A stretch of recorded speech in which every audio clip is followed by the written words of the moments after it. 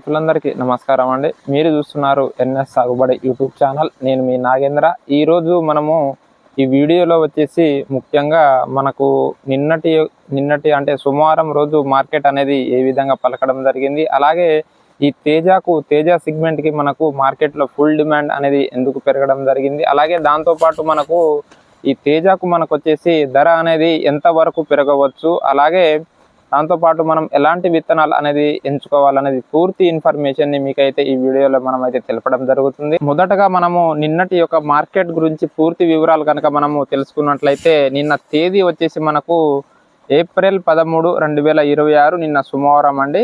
So సోమవారం రోజు మనకు వరంగల్ మార్కెట్లో వచ్చేసి ఓన్లీ తేజ సెగ్మెంట్కి వచ్చేసి మనకు 20,000 అనేది జెండా పాట చేయడం జరిగింది. అలాగే మనము ఖమ్మం కనుక చూసుకున్నట్లయితే మన ఖమ్మంకి వచ్చేసి మనకు 21,000 రూపాయలు అనేది మనకు జెండా పాట చేయడం జరిగింది. అలాగే మనకు మహబూబాబాద్లో కనుక మనం చూసుకున్నట్లయితే మనకు మహబూబాద్ అనేది ఎప్పుడు రికార్డ్ ధర అనేది పెట్టడం జరుగుతుందండి. మన మహబూబాద్కి వచ్చేసి 21,296 రూపాయలు చేయడం జరిగిందండి. అంటే ఒక 4 రూపాయలు తక్కువ 21,300 రూపాయలు అనేది, అంటే వేరే మార్కెట్ల కంటే పోల్చుకుంటే ఒక 300 రూపాయలు అనేది, ఒక 200, 250, 300 రూపాయలు అనేది మహబూబాద్ మార్కెట్లో ఎప్పుడు ధర అనేది మన తేజ సెగ్మెంట్కి ఎప్పుడు ఎక్కువగానే పెట్టడం జరుగుతుంది.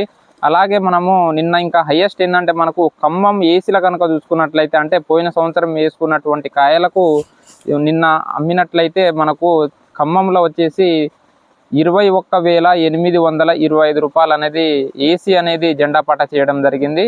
సో అలాగే గుంటూరు కనుక చూసుకున్నట్లయితే గుంటూరులో వచ్చేసి మనకు నిన్న కూడా 21,000 అనేది జెండా పాట నడవడం జరిగింది. ఈ విధంగా అయితే మనకు మార్కెట్ రేట్లు అనేది ఉండడం జరుగుతుంది. అలాగే ఇప్పుడు అసలు మెయిన్ టాపిక్ వచ్చేసి మనకు ఎప్పుడు లేని విధంగా అసలు ఈ తేజ సెగ్మెంట్కు ఇంత డిమాండ్ అనేది ఎందుకు పెరిగిందో మీకు పూర్తిగా అనేది నేనైతే ఇప్పుడు తెలపడానికి ట్రై అనేది చేస్తాను. అయితే ఏమైందంటే గత సంవత్సరం చాలా మంది మిరప అనేది సాగు చేయడం జరిగింది, అలాగే మంచి దిగుబడులు కూడా పొందడం జరిగింది. కాకపోతే గత సంవత్సరం ఏమైందంటే గిట్టుబాటు ధర అంటే మనకు మంచి ధర అనేది పలకక చాలా మంది రైతులు అనేది నష్టపోవడం జరిగింది. సో దాన్ని మైండ్లో పెట్టుకొని రైతు సోదరులు ఈ సంవత్సరం ఏం చేశారంటే మిరప సాగు అనేది మనకు దాదాపు ఒక 40% అనేది తగ్గించడం జరిగింది. అంటే పోయిన సంవత్సరం కంటే గత సంవత్సరం కంటే పోల్చుకుంటే ఈ సంవత్సరం అనేది మిరప సాగు అనేది చాలా వరకు తగ్గింది. ఆ తగ్గడం అలాగే దాంతోపాటు మళ్ళీ ఇంకేందంటే మనకు మధ్యలో ఈ మోంతా తుఫాన్ రావడం వల్ల కూడా తోటలు అనేది చాలా వరకు డ్యామేజ్ అయిపోయి దిగుబడి అనేది అంతగా లేదు. అంటే చెప్పాలంటే గట్టిగా మనకు మంచి మందులు స్ప్రే చేసి తోటను మనం చెప్పినటువంటి మందులు ఎప్పటికప్పుడు మన వీడియోలు మంచిగా ఫాలో అయిన రైతులు మాత్రమే మంచి దిగుబడులు పొందడం జరిగింది. సో అలాంటి రైతులు అది కూడా మనకు 25 నుంచి 30 క్వింటాల వరకు మాత్రమే దిగుబడి రావడానికి ఆస్కారం ఉన్నది. ఈ సంవత్సరం ఎంత మంచి వెరైటీ ఉన్నా కానీ ఈ సంవత్సరము 25 నుంచి 30 క్వింటాలు వరకు దిగుబడి తీసుకున్న రైతులే మనకు అది ఏమంటారు గొప్పగా అనేది మనమైతే తెలపడం జరుగుతుంది. దగ్గర అనేది స్టాక్ లేక మార్కెట్కి సరుకు అనేది చాలా తక్కువ అనేది రావడం జరుగుతుంది. కాబట్టి మనకు మార్కెట్లో అనేది తేజకు డిమాండ్ అనేది పెరిగిందండి. అలాగే ఇంకొక బెస్ట్ ఎగ్జాంపుల్ ఏంటంటే మన తేజ రేట్లు పెరగడానికి తేజకు అనేది ఎప్పుడు డిమాండ్ ఉంటూనే ఉంటుందండి. ఎందుకంటే తేజ అనేది ఎక్కువగా మనకు ఎక్స్పోర్ట్ అంటే మనం వేరే ఏ 341 కానీ సూపర్ 10లు కానీ అలాగే కడ్డీ బ్యాడగిళ్ళు కానీ టమాటా మిర్చి కానీ ఇలా ఏ రకం మనం చూసి ఏ వెరైటీ మనం గమనించినా కానీ తేజ అనేది వేరే దేశాలకు ఎక్స్పోర్ట్ అనేది చాలా ఎక్కువ అనేది అవ్వడం జరుగుతుంది. ముఖ్యంగా మన ఖమ్మం నుంచి కానీ అలాగే మహబూబాద్ నుంచి కానీ గుంటూరు నుంచి కానీ మనకు ముఖ్యంగా తేజ అనేది చైనాకు, బంగ్లాదేశ్కు, మయన్మార్కు, అలాగే మనకు సింగపూర్కు ఇలాంటి వేరే మంచి దేశాలకు అనేది మన తేజ సరుకు అనేది చాలా వరకు ఎక్స్పోర్ట్ అనేది పెరిగింది ఈ సంవత్సరం.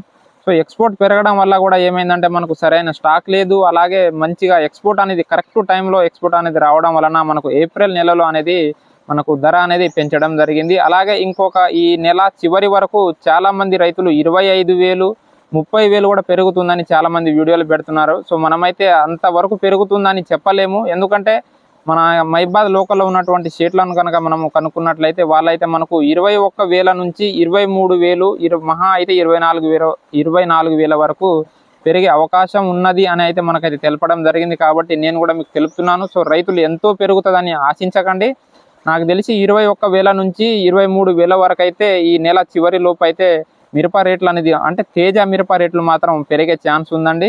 అలాగే రైతు సోదరులు మంచి విత్తనాలను ఎంచుకోవాలి. సో ఎలాంటి విత్తనాలు ఎంచుకోవాలంటే, మనం ఒక విత్తనాన్ని కనుక ఎంచుకున్నట్లయితే దానికి ముఖ్యంగా మెయిన్ వైరస్ అనేది రావద్దండి. అది వైరస్ను తట్టుకోవాలి. అలాగే నల్లి వచ్చినా మనకు నల్లిని తట్టుకోవాలి. ఆ నల్లితో పాటు ఏదైనా వర్షం వచ్చినా కానీ, లేకపోతే దాంతోపాటు మనకు విల్ట్ అనేది ముఖ్యంగా తట్టుకొని నిలబడే విత్తనాలను ఎంచుకోండి. సో మనం చాలా వీడియోలలో మనం ఈ పైన చెప్పినటువంటి 4 లక్షణాలు మనం తెలిపేటువంటి మహాలక్ష్మి 33 సీడ్కి ఉందండి. సో ఇది మనకు వైరస్ టాలరెన్స్, అలాగే నల్లిని తట్టుకునే రకము, అలాగే ఒక ఎకరానికి వచ్చేసి మనకు 30 నుంచి 33 క్వింటాల దిగుబడి అనేది పక్కా రావడం జరుగుతుందండి. సో మీకు ఆల్రెడీ మనము వీడియోలు కూడా చేసి మన ఛానల్లో వీడియోలు పోస్ట్ చేయడం జరిగింది.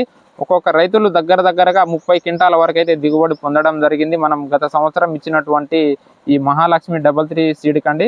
సో రైతు సోదరులు మీరు ఎంచుకునేటప్పుడు మంచి సీడ్ని ఎంచుకోండి. మన సీడే అని కాదు, మీరు వేరే ఏ సీడ్ ఎంచుకున్నా కానీ అది నల్లిని తట్టుకుంటుందా లేదా, వైరస్ని తట్టుకుంటుందా లేదా అనేది 1కి 2 సార్లు మీరు కనుక్కున్న తర్వాతనే ఈ మిరప విత్తనాలను కనుక్కోండి. అలాగే మన ఈ వీడియోను చూస్తున్న రైతు సోదరులు మన ఛానల్ని సబ్స్క్రైబ్ చేసుకొని తోటి రైతులకు ఈ ఇన్ఫర్మేషన్ని షేర్ చేయండి.